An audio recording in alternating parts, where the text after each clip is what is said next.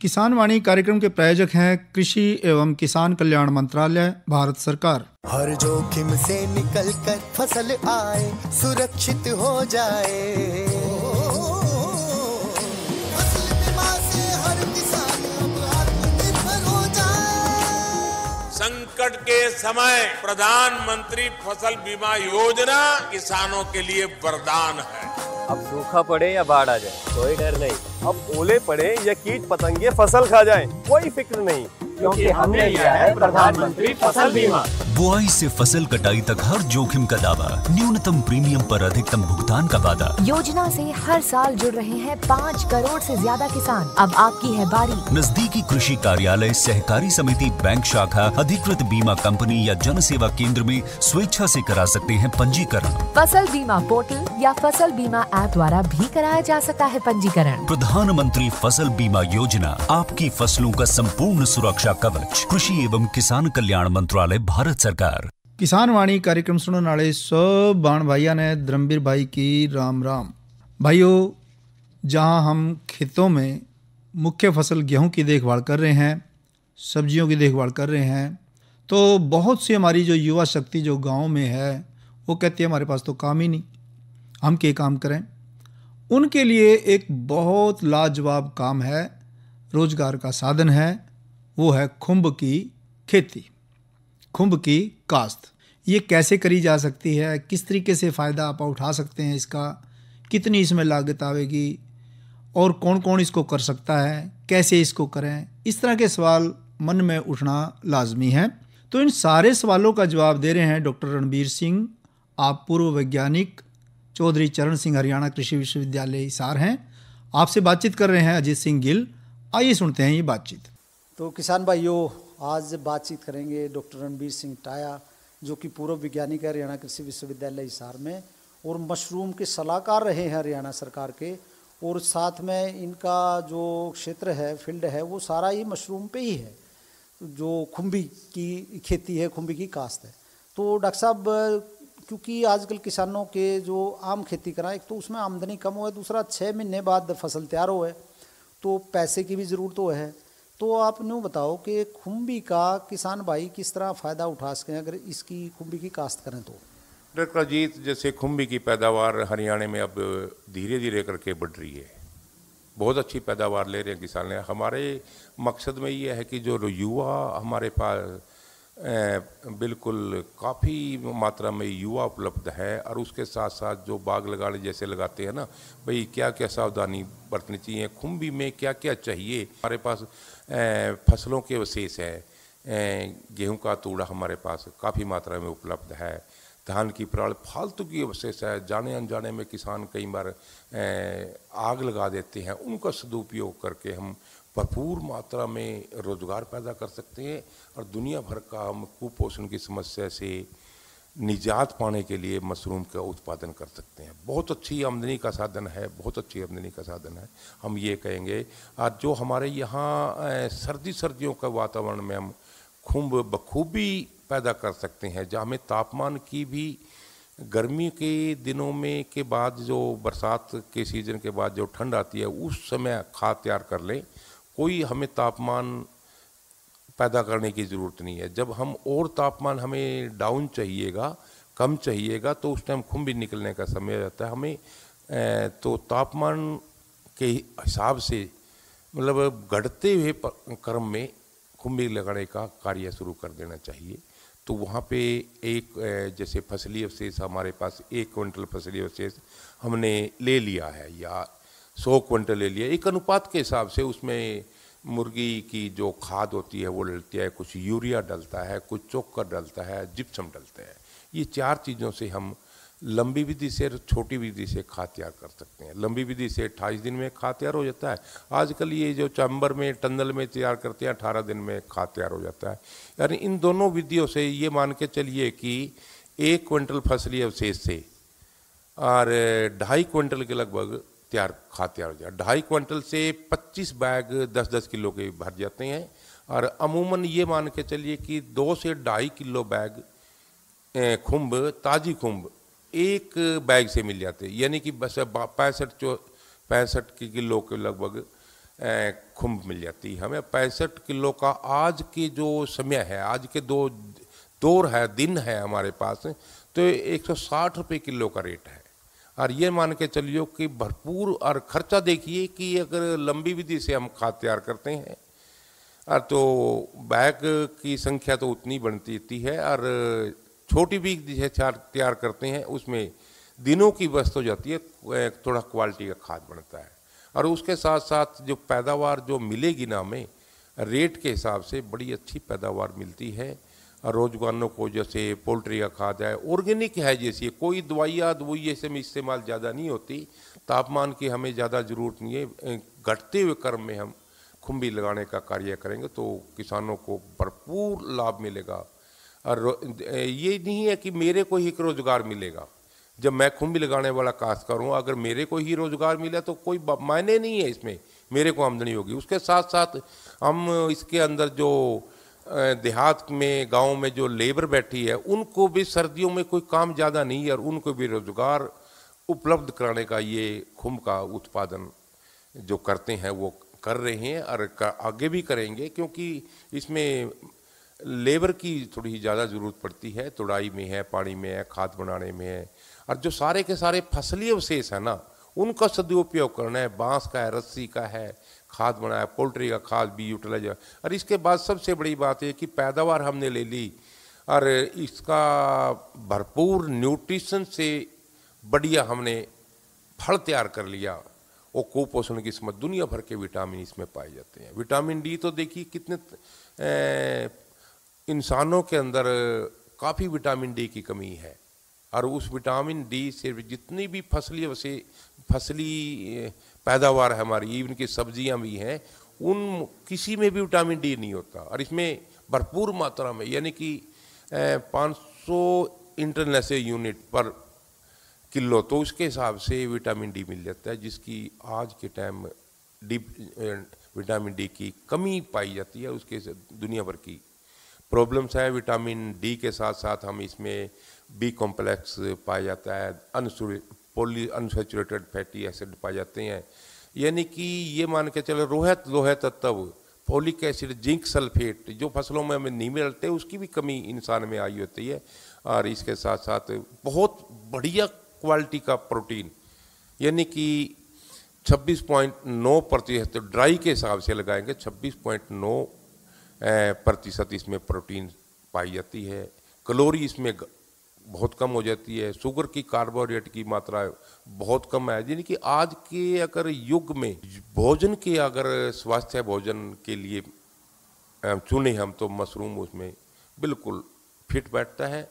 खाद्य पदार्थों में बहुत बढ़िया है। और इसके साथ साथ जितना भी फसली अवशेष तैयार करेंगे तो उसका, जिस तरह कोई पराली का पीछे से आग उग लगा दें फाने फुन्ने में, इस तरह का वो सारा इस्तेमाल हो सकता है। किसानों को हम ये सलाह देंगे, अजीत भाई, अजीत डॉक्टर, तो उनको इकट्ठा करिए। उसमें सफ़ेद बटन तो हम एक खुम्बी का इस्तेमाल करते हैं, सफ़ेद बटन जो ओस्टर, जो दूसरी की खुम्बी है, तो ओस्टर इसमें कई प्रकार की ओस्टर आ जाती हैं। सिर्फ आपने जो पराल की जो इकट्ठी करे, पराली सूखी हो, गली सड़ी ना हो, उसको उबालना है, निर्जीवीकरण करके आप उसमें बीज मिला कर बैग भर दें, साथ के साथ ठंडा करके, निर्जीवीकरण का उबाल के साथ के साथ ठंडा करके 20 दिन में फफूंदी सारे में फैल जाएगी और 22-23वें दिन में पहली फसल टूट जाएगी और 60 दिन तक टूटती रहेगी, तो 1 क्विंटल 10 किलो तक पैदावार मिलेगी।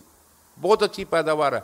और जितना भी ये जो इसके बाद खाद बनने के बाद जाता है, वो ऑर्गेनिक सब्जियों के रूप में हम बहुत बढ़िया इस्तेमाल कर सकते हैं। जी डॉक्टर साहब, बहुत बढ़िया बात। तो इसकी फिर पहले ट्रेनिंग से शुरू करें भाई। हाँ डॉक्टर साहब, मैं ये कहना चाहूँगा कि ट्रेनिंग तो हर चीज़ की ज़रूरी है। अच्छी पैदावार लेने के लिए कई बार किसान भाई कोई आस पड़ोस में देख के खुम्बी की काश्त करते हैं तो वो लगा लेते हैं, कुछ पैदावार में घटत मिलती है। तो हम चाहते हैं कि सब जो मुरसल जो महाराणा हॉर्टिकल्चर यूनिवर्सिटी है उसका सेंटर है, वहाँ से प्रशिक्षण ले सकते हैं। हॉर्टिकल्चर ट्रेनिंग इंस्टीट्यूट जो करनाल में है, बागवानी विभाग की संस्था है, तो वहाँ से ट्रेनिंग ले सकते हैं। या हिसार एग्रीकल्चर यूनिवर्सिटी कृषि विज्ञान केंद्र, हर कृषि विज्ञान केंद्र में खुम्ब उत्पादन की प्रशिक्षण लेके ही यहाँ से शुरुआत करें तो बहुत अच्छा रहेगा, पैदावार खूब मिलेगी। तो उम्मीद करते हैं किसान बा जो पर्यावरण जितना भी है, कई बार हम अनजाने में आग लगा देते हैं सड़कों के किनारे पर, उसका सदुपयोग करें। प्रदूषण को रोकने में सहायक होगा, आमदनी होगी, बेरोजगारी खत्म होगी और जो कुपोषण की समस्या है उसको निजात मिलेगी। सबसे बड़ी बात ये कहना चाहता हूँ कि एक अपने रोजगार के साथ साथ दूसरे को परिवारों को भी रोजगार मिलेगा ना, तो वो चीज़ हम कर सकते हैं। तो इसमें जो शुरुआत में खर्चे वगैरह या सरकार की कोई सब्सिडी इस तरह का भी कुछ प्रावधान होगा डॉक्टर साहब? डॉक्टर साहब, सब्सिडी भी है, इसमें अनुदान के रूप में सब्सिडी दी जाती है। कुछ तो जो यहाँ देख लीजिए कि जो हमारे पास जो रिजर्व कैटेगरी के लोग हैं तो उनको तो 300 बैगों पे 90% सब्सिडी है। सिर्फ अच्छा, बहुत है, 90% सब्सिडी है। और जो बड़ा प्रोजेक्ट लगाना चाहते हैं, जैसे 55 लाख का एक इंटीग्रेटेड प्रोजेक्ट बोलते हैं, 20 लाख तो खुम्ब पैदा करने का जो घर बनाते हैं उनमें, और 20 लाख का जो कम विधि से खाद तैयार करने का प्रोजेक्ट है वो, और 15 लाख का जो बीज पैदा करने का, जो स्पान पैदा करने की जो लैब बोलते हैं, 55 लाख का प्रोजेक्ट है ये। 55 लाख में 40% सब्सिडी है, यानी कि 22 लाख रुपए सब्सिडी है किसानों के लिए। कोई भी लगा सकता है। और उसके साथ साथ अगर इनमें से तीनों प्रोजेक्ट इकट्ठे लगाना चाहते हैं कोई किसान भाई, वो तीनों लगा सकता है। इनमें से एक सिर्फ खुम्ब घर लगाने का इच्छुक है तो वो अकेले का लगा सकता है, खाद बनाने का इच्छुक है तो वो अकेले में लगा सकता है, अकेले भी लगा सकते हैं, 2 मिल के भी लगा सकते हैं, और प्रोजेक्ट तो तीनों इकट्ठे भी लगा सकते हैं। वो उस लगाने वाले पे या किसान पे या जो काश्तकार पे निर्भर करता है कि मैं तीनों लगा सकता हूँ या एक लगाना चाहता हूँ या 2 लगाना चाहता हूँ। मतलब बहुत तरह के काम है, कोई लिफाफे बनाने का काम भी कर सके, कोई कंपोस्ट तैयार करने का भी, कोई आगे उसका बीज का, कोई मतलब बहुत से काम है। डॉक्टर साहब ये है जैसे कोई छोटी विधि से जो चैम्बर और टंदर लगाते हैं, जो खाद बनाते हैं, वो छोटे छोटे किसानों को भी बैग बेचने का काम करते हैं। वो भी एक प्रकार से पराली का सदुपयोग ही है। और खुम्ब की पैदावार वो जो खरीद के लेके जाएगा, कम खर्चे में वो तैयार हो जाता है। कम खर्चे में ये किसान बेचते हैं, कोई बहुत महंगा नहीं देते, इतना कि जैसे 1000-1200 रुपये क्विंटल तूड़ी और का रेट है, तो उसमें से 100 रुपये का बैग देते हैं, 10 किलो का बैग, जिसमें बीज भी डाला हुआ है, पॉलीथीन भी है, लेबर भी है। तो नॉर्मल मात्रा में वो तकरीबन हमने देखा है कि इधर उधर से बातचीत होती है हमारी भी, किस रेट में आप जो स्पान बैग देते हैं, जो बीज डाला हुआ जो बैग 10 किलो का देते हैं, किसानों को 100 रुपये में उपलब्ध करा देते हैं। तो भाइयों, हम ये कहना चाहूँगे, सबसे पहला आप कृषि विज्ञान केंद्र में ट्रेनिंग लो, और जो डॉक्टर साहब ने बताया है, उसके बाद सब्सिडी भी बहुत है, बहुत ज़्यादा है। जिस तरह इन्होंने बताया है कि 90% तक रिजर्व कैटेगरी, दूसरों को भी बहुत सब्सिडी है। तो इस तरह की सारी जानकारी लेके, और बहुत बढ़िया ये आमदनी का भी, रोजगार का भी, हर तरह के साधन है। तो डॉक्टर साहब, इतनी बढ़िया बातचीत और जानकारी के लिए आपका बहुत बहुत धन्यवाद। धन्यवाद डॉक्टर जी। तो ये हमने बातचीत सुनी, जिसका मुख्य जो विषय था वो ये था कि रोज़गार का साधन और खुम्ब की काश्त किस तरीके से करनी है। बड़ी विस्तार से डॉक्टर साहब ने सारी जानकारी दी, और यहाँ तक भी बताया और समझाया कि इस मामले में सरकार बहुत ज़्यादा मदद कर रही है अनुदान के रूप में। अब बारी है हमारी कि हम आगे बढ़ें और अपना खुद का स्वरोजगार का साधन अपना करके ये खुम्ब की काश्त करना शुरू करें। तो आम के आम, गुठलियों के दाम। आगे बढ़ते हैं भाइयों। खेती का काम हो, पशुपालन का काम हो, या खेती से जुड़ा कोई भी काम धंधा, मौसम जब तक मदद नहीं करता इंसान की और किसान की, तब तक जो काम है वो थोड़ा कच्चा ही रहता है। तो क्यों ना सुने मौसम का हाल डॉक्टर ममता से।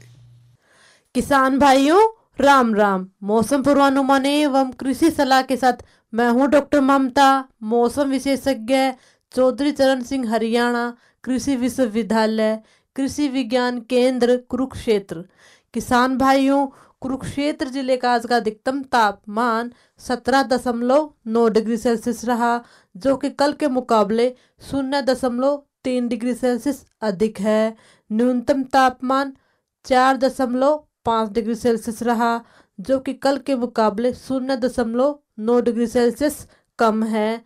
नमी की बात करें तो सुबह और शाम की सापेक्ष आर्द्रता 85 और 22% रही। हवा की रफ्तार 16 किलोमीटर प्रति घंटा रही। अब हम बात करते हैं आने वाले मौसम के पूर्वानुमान की।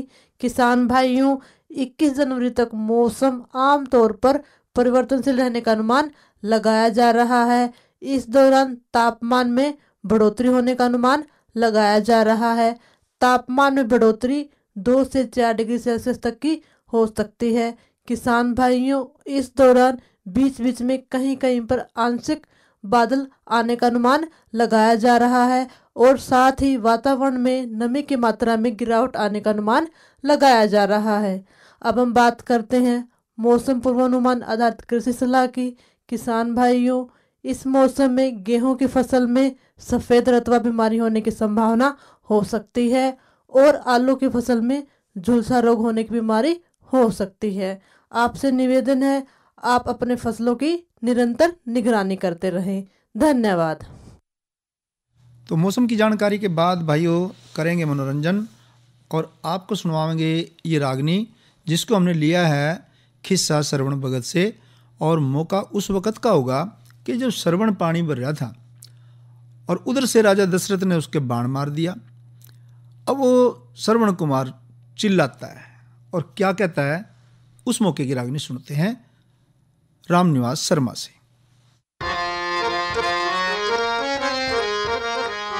कोई मनुष्य पखेरू सुनता होते,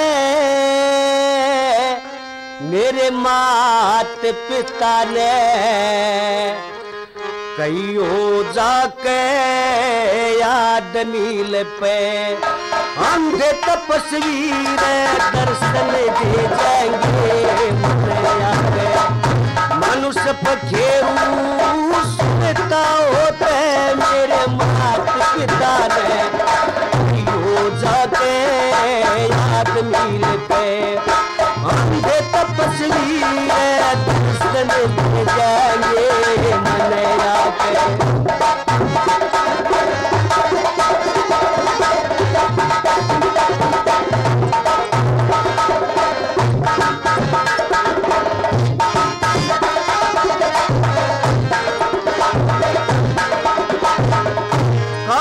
तारा गंगा जी पे सोरा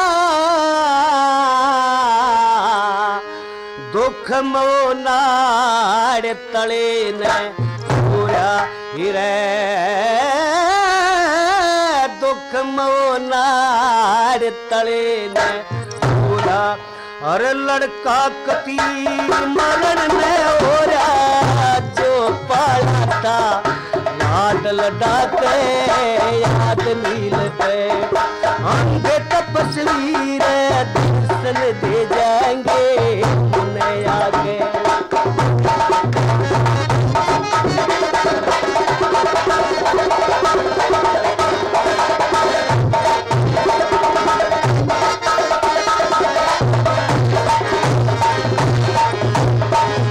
मानस का कुछ ना चले चारा, थारे तो आज पाट लिया थारा हिरे, थारे तो आज पाट लिया थारा। और श्रवण रोवे दिल का प्यारा, तो चलो मैं पाठा के याद नील पे अंधे तपस्वी दर्शन दे जाएंगे मन आके।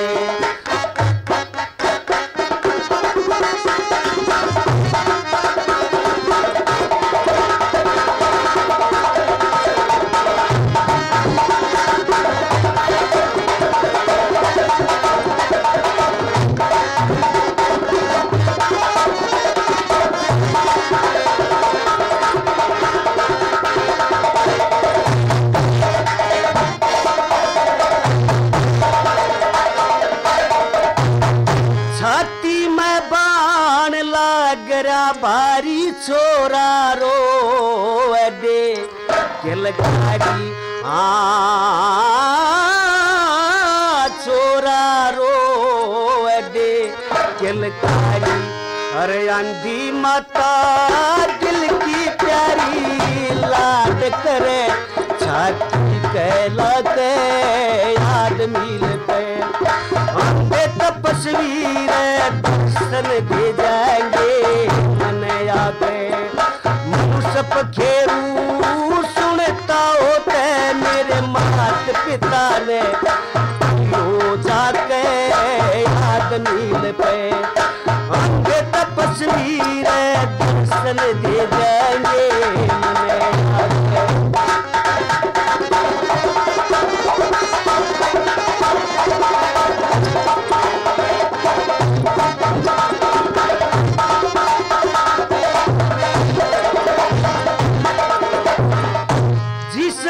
करना हो जार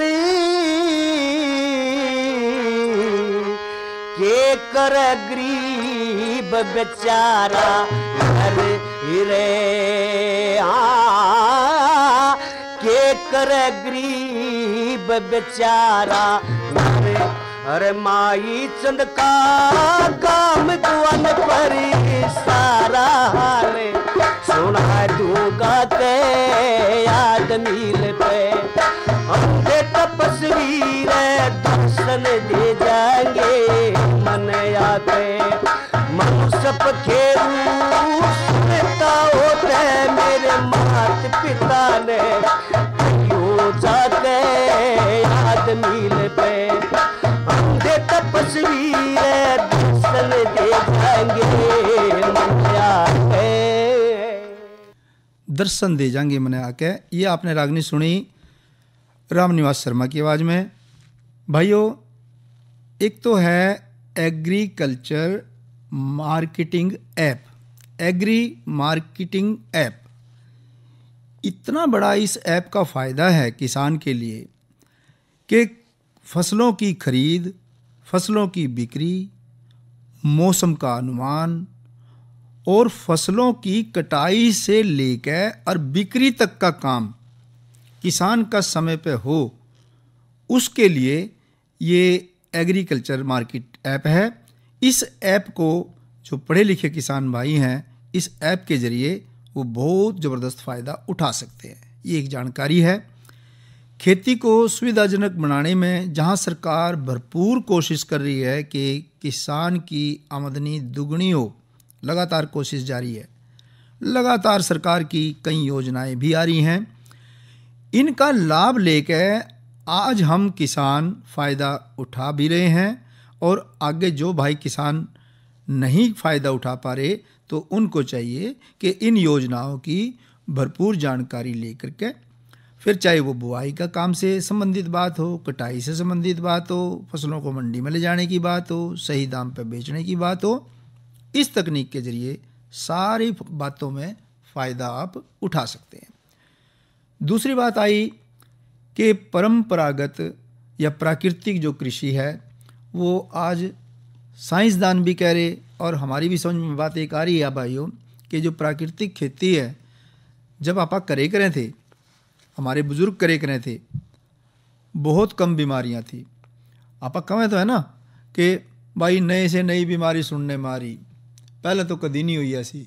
बिल्कुल ठीक बात कही, लेकिन उस वक़्त हमने ध्यान करना पड़ेगा, खाया के करते, मोटे अनाज खाया करते और जो भी हम पैदावार खेत में से लिया करें थे वो हम प्राकृतिक विधि से खेती करके और तब हम वो पैदावार घर में ले आया करते, पैदावार मंडी में लेके जाया करते।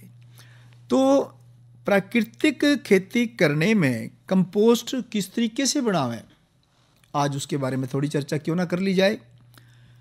गोबर, सूखे और हरे बायोमास या कचरे और खरपतवार और मिट्टी के मिश्रण से बनी कंपोस्ट खाद साधारण गोबर कुरड़ी की खाद के मुकाबले अच्छी होती है, जल्दी बनती है। कंपोस्ट खाद बनाने के लिए सबसे पहले एक स्थान चुनना पड़ेगा जहां बरसात का पानी इकट्ठा ना होता हो और ना ही ढेर के ऊपर से पानी बह जाए। ऐसी भी जगह हमने कंपोस्ट खाद बनाने का फ़ायदा नहीं होगा। तो पेड़ के नीचे या हल्की छाया वाली जगह कंपोस्ट खाद बनाने के लिए जगह जब मुकर्रर करें तो ये सबसे जगह अच्छी साबित होगी। करना क्या है, कंपोस्ट के ढेर की ऊंचाई और चौड़ाई 2.5-5 फुट से ज़्यादा ना रखें। लंबाई जो है वो कितनी भी रख लें, लेकिन जो ऊंचाई है और चौड़ाई है वो 2.5-5 फुट से ज़्यादा ना हो। और कंपोस्ट खाद बनाने के लिए गोबर और मूत्र के अलावा फसलों का हरा और सूखा कचरा और मिट्टी चाहिए। गाजर या हरा घास का भी कंपोस्ट बनाने के लिए प्रयोग में लाया जा सकता है। जो गाजर घास होती है उसको आप कबाड़ समझें, गाजर घास से भी आप कंपोस्ट बना सकें। और कंपोस्ट बनाते समय देसी कीटनाशक में प्रयोग करी जाने वाली वनस्पति का प्रयोग हमने नहीं करना। थोड़ी बहुत मात्रा में ये खाद अगर मिल भी जावे तो उसका तो कोई खास डर नहीं है, ये भी हमने बात समझ लेनी चाहिए। और कचरे में विभिन्नता हो, जितना अलग अलग तरीके का कचरा होगा उतना ही फ़ायदा है। एक तरह की फसलों का कचरा बिल्कुल ना लेवें, मिश्रित किस्म का कचरा लेना ज़्यादा अच्छा रहेगा। ध्यान इस बात में ये रखना कि कचरे की ऐसी परत ना बने कि उसमें से हवा ही ना निकले। गेहूं के भूसे के साथ ज़रूर कुछ अन्य बायोमास मिला लें। कचरे के छोटे छोटे 3-4 इंच के टुकड़े करना भी बड़ा फ़ायदेमंद रहता है भाइयों। अब आई बात कि धरती पे जीवामृत छिड़क के उस पर सबसे नीचे मोटी टहनियाँ और लकड़ियाँ डाल लें ताकि ढेर के नीचे हवा आंदी जाती रहे, फालतू पानी निकल जाए। फिर बायोमास की 6 इंच की परत बना लें, उस पर फिर जीवामृत छिड़क के मिट्टी से ढक दें, उस पर फिर बायोमास की परत बिछा दें। हरे बायोमास में कम गोबर जीवामृत मिलावें। कह लो 1000 किलो बायोमास में 50 किलो गोबर, सूखे बायोमास में ज़्यादा गोबर या जीवामृत मिलावें। कह लो 1000 किलो बायोमास में 1 क्विंटल गोबर। ढेर के नीचे हवा जाने के लिए कुछ बांस, कुछ लकड़ियां गाड़ दें, जिनको बाद में निकाल दें। बायोमास को ना तो बहुत ज़्यादा दबाना है और ना बिल्कुल ढीला छोड़ना, इस बात का भी ध्यान रखना। ऊपर परत को झोपड़ी की छत का रूप दे दें और अगर हो संभव तो ऊपरी परत में मिट्टी के स्थान पर पुरानी खाद या पुरानी अधपकी खाद गिर दें। फिर पूरे ढेर को गोबर और मिट्टी से लीप कर बंद कर दें। लिपाई पक जाने के बाद ढेर में दबाए बांस निकाल लें तो ढेर में लगभग 8 दिन बाद एक लोहे की छड़ से लगभग 5.6 मीटर तक गाड़ के निकाल के देखें, मतलब 5-7 मिनट तक उसमें गाड़ लें और फिर उन्हें देखें कि छड़ की नोक गर्म होनी चाहिए। अगर छड़ की नोक हो गर्म तो समझो कि खाद तैयार होगी और दोबारा ठीक से ढेर बनाने से खाद ज़्यादा चलेगी। यानी कि अगर गर्म नहीं है तो फिर वो खाद तैयार नहीं हुई, ये हमने ध्यान रखना। तो इसी के साथ ही अब किसान वाणी कार्यक्रम का समय समाप्त होया जा रहा है। तो इस कार्यक्रम के प्रायोजक थे कृषि एवं किसान कल्याण मंत्रालय, भारत सरकार। धर्मवीर भाई ने दे इजाजत। अच्छा भाइयों, राम राम। अरे अरे अरे क्या कर रहा है? इधर इधर इधर हम बोल रहे हैं तेरे बीजू का। उतला बोल रहा है? पक्षियों से तो हम खेत को बचा लेते हैं, पर इन घातक रसायनों से कैसे बचाएं? मतलब? देख बेटा, तू जो ये अंधाधुंध रसायन मिलाता है ना, मिट्टी की सेहत बिगड़ने लगी है और जब माटी ही कमजोर पड़ जाएगी तो उपज कैसे सेहतमंद होगी? अरे पहले ऐसा नहीं था, पूछना अपने बड़े बुजुर्गों से, कैसे फसल लहलहाती थी, शुद्धता झलकती थी। हाँ, माटी भी तंदुरुस्त और लोग भी। अरे अब पहली वाली बात कहाँ? पर अब तो सब यही डाले हैं। सब नहीं, आज भी लाखों जागरूक किसान परंपरागत विधि से फसल उगा रहे हैं, खर्चा कम और उपज की कीमत भी बेहतर पा रहे हैं। सच है? रे बेटे, एक्सपीरियंस से बता रहे हैं, धूप में बाल सफेद नहीं किए हैं। हाँ। ठीक है भाई, मैं भी आज से जैविक खेती शुरू करूंगा। माटी से प्रेम की परंपरा है, परंपरागत खेती।